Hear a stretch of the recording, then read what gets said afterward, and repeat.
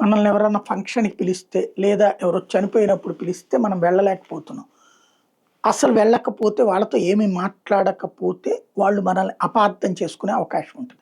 సన్నిహితులైనా, స్నేహితులైనా ఇట్లాంటివి. శత్రువులకైతే ఎళ్ళం గదా మనం.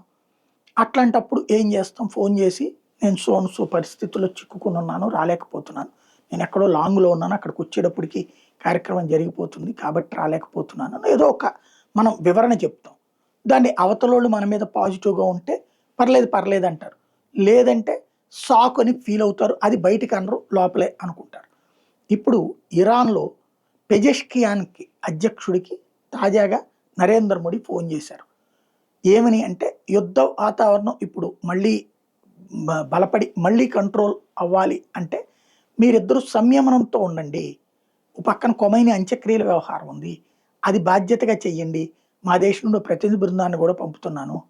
అట్ ద సేమ్ టైమ్ అనవసరమైనటువంటి మాటలతో, అనవసరమైనటువంటి రప్చర్ చేసుకోవద్దు. శాంతియుతంగానే మాట్లాడుకోండి అన్నటువంటి విషయం తాజా దోహా చర్చలు జరుగుతుండగా మోడీ ఫోను చేయడం అన్నది కీ పరిణామం.